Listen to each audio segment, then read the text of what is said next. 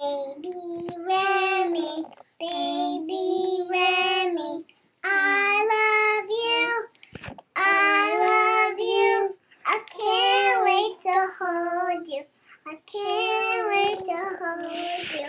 You're so cute, you're so cute.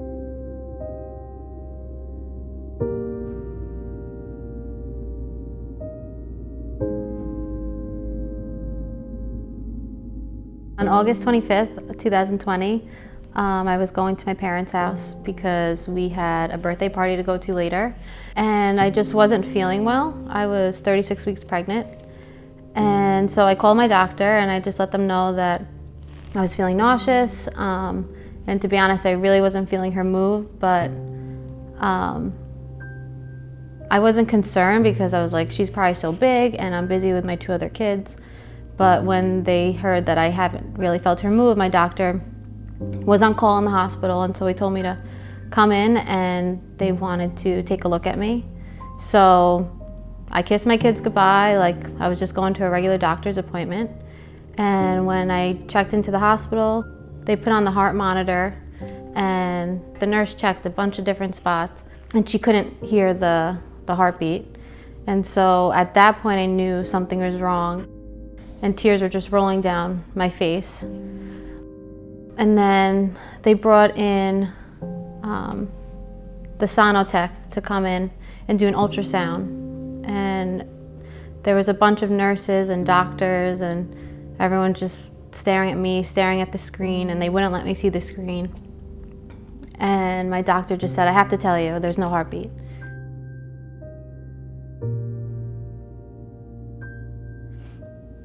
When Jim came in, we just held each other and we cried.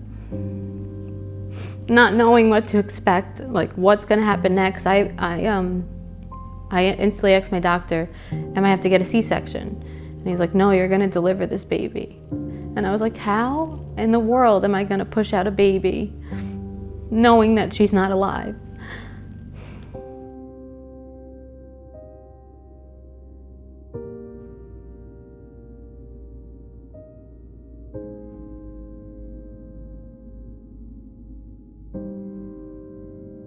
The nurses came in and the doctor's like, do you want to hold her? And I was like, yeah. And I just remember, I don't know why, but the first words that came into my mind was just as a dad, I just kept holding her and I kept saying, I'm so sorry, I'm so sorry. And I just kept saying that over and over. And as I'm crying and I'm holding her, and I just said, God, I know you are good. And that just like that overwhelming weeping and just somehow knowing in the midst of this chaos, I'm like, God, I know you're still good. I know you're good and you're a good, good father. And I just kept saying sorry and saying, God, I know you're good. And I just kept saying it because the more I held her, the more I started thinking about like, how messed up is this? This is like disgusting. It was like horrible. But I was like, you know what? God's gonna do something. I know he's good, you know, and everything has as cliche as it sounds, everything has a reason, everything has a purpose, and I didn't understand it. Obviously I was upset, but I never got upset at God. And that never crossed my mind to even think like, God, how could you? I just thankfully never went there.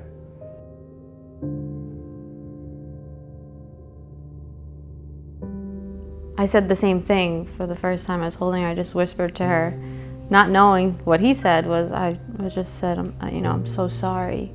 We said, it was really sad to think about, but at the same time, like, I'll always remember what she looks like because she looks like both my girls. So it was actually hurting me more to look at her like that. And so at that point, a nurse came in and we let her know that it was time, and they took pictures of us holding her. After they took the pictures, we said, like, we're okay and you could take her.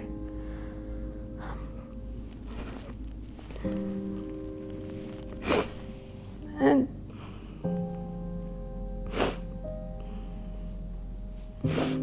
they put a blanket over her bassinet and rolled her out the room. And that was really hard. It felt like it was sad because she was leaving me, but it was also sad because people walk down those halls in pride of what their baby looks like, and I felt like my baby had to be hidden. And at that point I just once again just looked outside,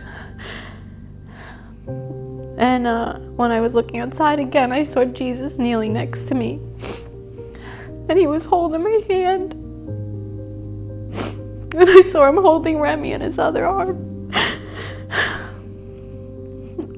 And at that point it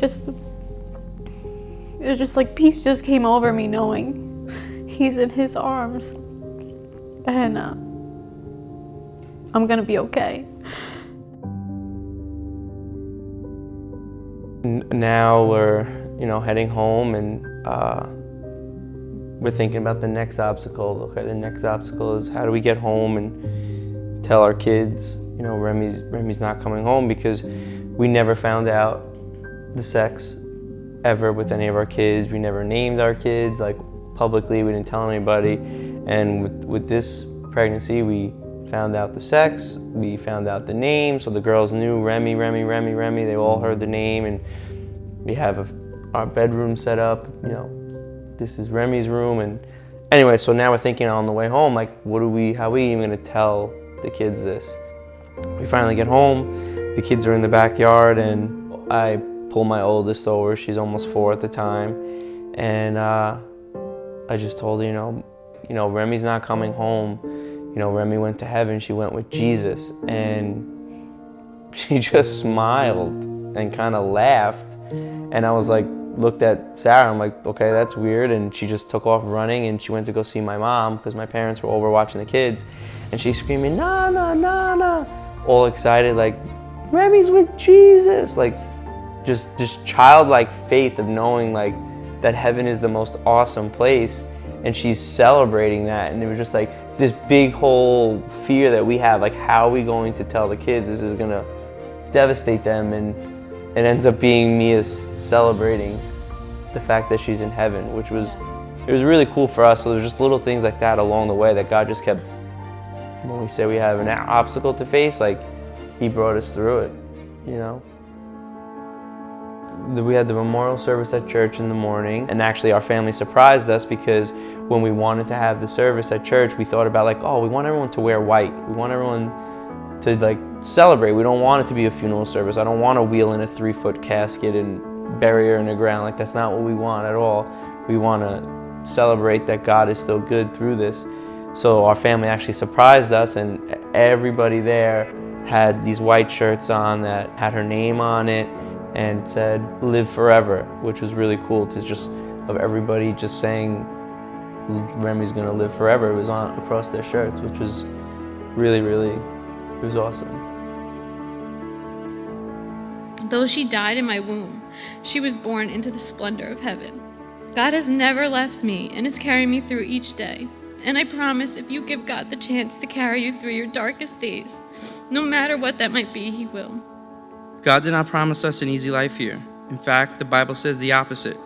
Jesus said in John 16, verse 33, "In this world you will have trouble, but take heart, I have overcome the world." Please don't look at us and say, wow, look at them standing up there, they're so strong. We're not, but we serve a God who is. I have peace, I will see my daughter again, because I know with complete assurance where she is and where I'll be going one day. So now the memorial service is over, and everybody just wants to come up and hug us and greet us and whatnot. And so a couple comes up to us with their daughter, and they're like, look, we just got to tell you that our daughter worked on this piece of artwork for you, and the enemy was just trying to stop it. We wanted to give this to you, and the battle was just unreal. It wouldn't print. We couldn't get it to print. We went to so many different stores with a picture frame, this, that, and like we went through all this chaos, but we finally got it to you. And they showed us the picture. They didn't know our story. They didn't know the story about how Sarah had this overwhelming presence of Jesus holding Remy and holding on to her the moment they wheeled her away. And so I can't even imagine what she was feeling, knowing that she made this piece of artwork and didn't hear the story. And then she presents with us this picture of our family and Jesus holding Remy and holding on to Sarah, which was, we saw it, we just started like bawling, crying, like how awesome that she had this 1 in a million Experience.